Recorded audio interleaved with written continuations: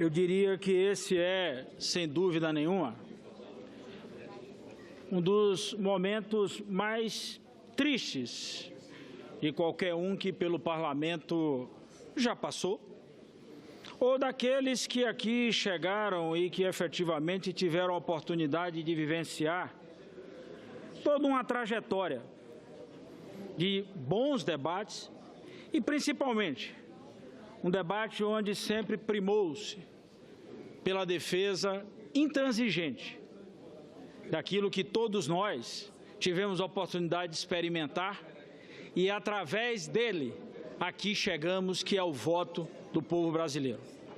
É um debate triste, momento como esse, mas nada que também não tenha sido gerado exatamente pela condução até aqui, meu caro Paulo Paim, de alguns que, inclusive, no início dessa jornada, honraram, juraram e até apresentaram que, quando juntos, honrariam um programa. Esse segundo governo, o governo Dilma Temer, é bom lembrar isso, o governo de uma coalizão, senador Renan Calheiros, uma coalizão de partidos, mas um consórcio efetivo de dois partidos que lideraram esse processo, o PT e o PMDB, mas um governo de coalizão com todos os partidos, Jorge Viana, que hoje, inclusive, anunciam a sua migração de forma enfática para um governo que agora é o surgimento aparente, projetado, da divisão daquele que junto começou.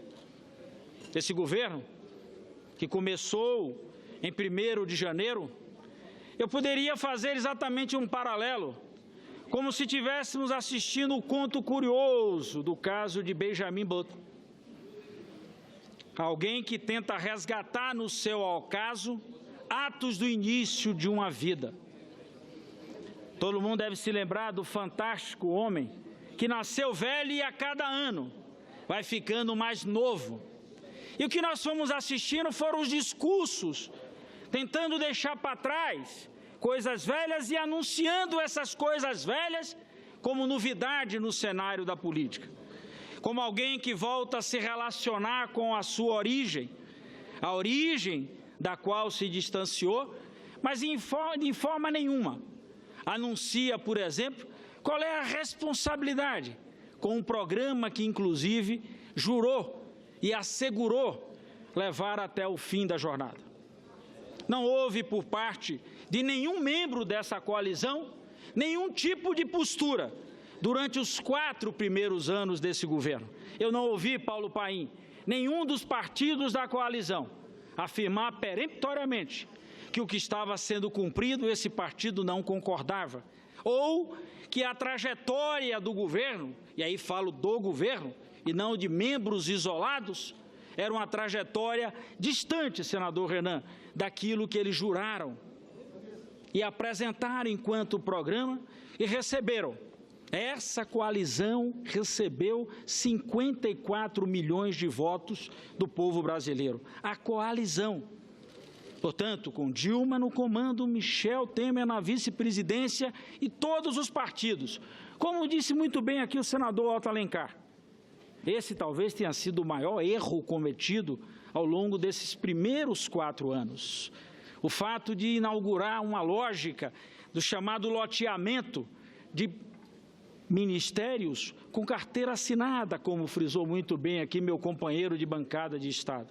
Então, como no curioso caso de Benjamin Button, todo mundo vai contando a história agora como novidade. Não cabe a mim aqui, por exemplo, arriscar o futuro, mas cabe, inclusive, ao Senado, olhando num passado e num presente, um passado bem recente e um presente extremamente vivo em nossas vidas, o que é possível apontar para diante?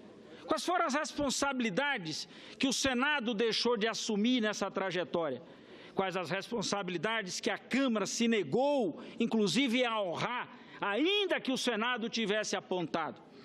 E quais, senador Renan Calheiro, quais foram as irresponsabilidades cometidas pelo governo, e o governo no seu todo, com toda a sua coalizão, com todos os seus membros, em sequer se permitir a ausculta, sequer se permitir, inclusive, a consulta, ou até sequer se permitir a interação, ainda que individual, com cada membro dessa casa.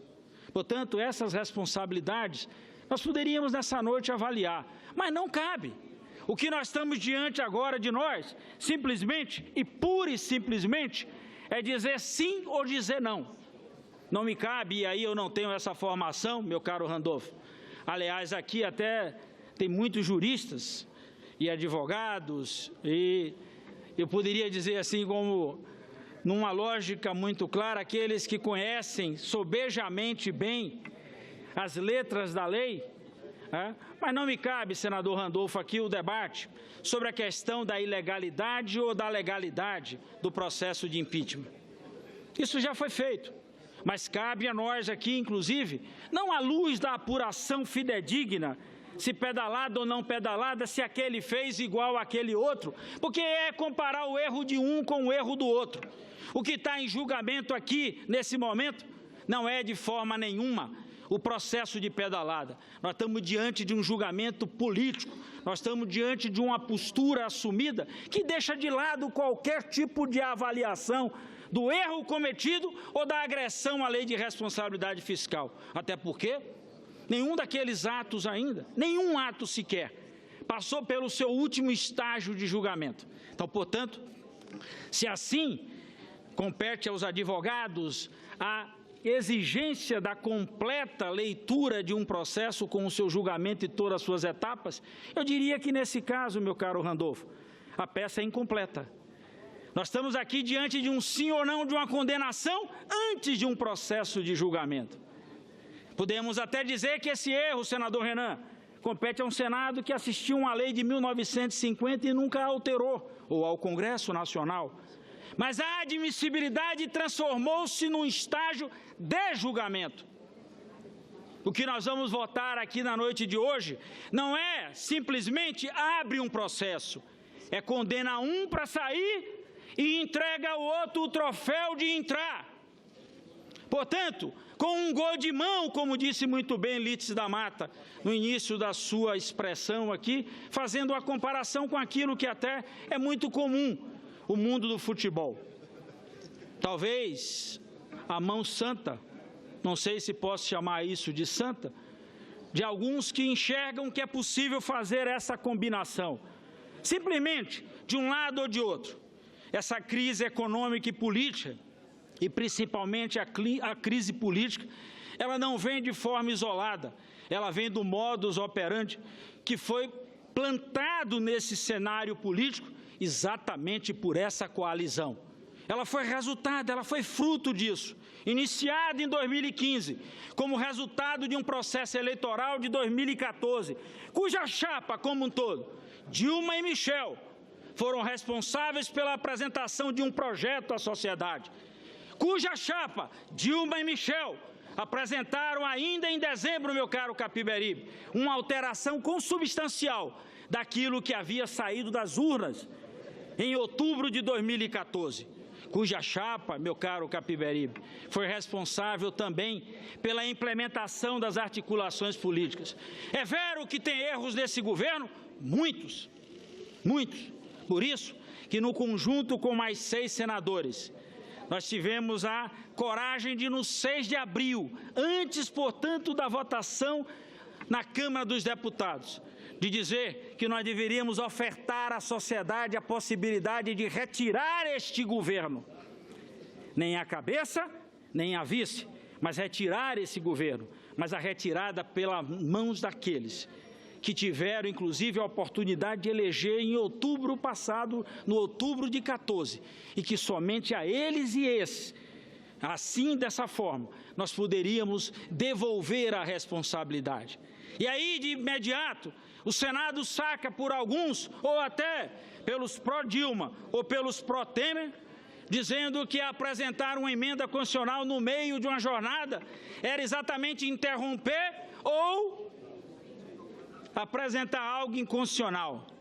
O mesmo Senado, meu caro Pimentel, que aprovou aqui 5 anos para Sarney, numa época que nós não estávamos. O mesmo Senado que o ano passado aprovou uma medida, uma emenda à Constituição para durar 30 dias. 30 dias para permitir o troca-troca de partidos. Quando a facilidade é para casa, quando a facilidade é para a própria pele, não há inconstitucionalidade. Mas quando é o instrumento para entregar à sociedade a capacidade, inclusive, de agir, a capacidade e a sabedoria de decidir, a capacidade e a força de mudar, aí a inconstitucionalidade se apresenta. Onde é que está a história disso aqui? Nós vamos votar sim ou não, nas mesmas casas que nós escolhemos a linha sucessória. A mesma casa que, portanto, teve a oportunidade de escolher, se muitos criticam aqui a condução ou não do presidente da Câmara, mas é essa mesma casa que escolheu esse presidente, que é a mesma casa que também está escolhendo quem é que agora vai entrar na presidência da República. Ou é essa mesma casa que ganha a prerrogativa de dizer quem deve sair num processo de admissibilidade. O que vai a voto é um único caminho. O que vai a voto é o sim ou não. E iludindo a população de que com essa votação essa noite nós vamos descortinar, nós vamos abrir a jornada da solução definitiva. Que solução definitiva? Que proposta nova será apresentada? Talvez o programa que alguns apresentaram, ou nós teremos a partir de amanhã, já com essa aprovação, alguém chegando de público e dizendo: eu quero carregar e apresentar o mesmo programa, Paulo Paim, que eu apresentei à sociedade, que eu fui sócio do programa e disse à sociedade brasileira e recebi os votos da sociedade brasileira que era esse programa que eu gostaria de implementar. É isso que será dito? Ou uma outra ponte para o futuro será apresentada? Mas essa ponte para o futuro não foi apresentada ao povo brasileiro. Essa ponte para o futuro foi apresentada somente a poucos. Apresentada e escrita por poucos. De quem é a responsabilidade no consórcio? Em 1º de janeiro de 2011 e em 1º de fevereiro de 2011, quando aqui nós chegamos, o parceiro desse consórcio era o líder do governo aqui no Senado da República. Depois disso, esse parceiro também foi substituído na liderança por outro membro do mesmo partido para comandar, meu caro Pimentel, as ações do governo nessa casa. O que é que vai a voto? O sim ou não? Para escolher um novo governante e apresentar ao país um outro programa? Reconheço efetivamente, e aliás fiz duras críticas aqui nessa tribuna, dos erros, senador Renan, na economia, nos erros inclusive na política no setor de Minas e Energia, que tem nos levado à crise profunda. Quem comandou o Ministério de Minas e Energia desde o dia 1º de janeiro de 2011 até ontem? O mesmo parceiro da coalizão, o mesmo sócio do consórcio, que faz parte da chapa com Dilma Rousseff. Portanto, membro do mesmo partido. Quem comandou isso? Essa coalizão teve a capacidade de fazer a divisão, quase que a divisão tão exata, como alguém que faz a partilha. E essa partilha coube a cada um da divisão, pelo menos entre os 14 mais importantes ministérios. Cada um teve a responsabilidade de tocar 7.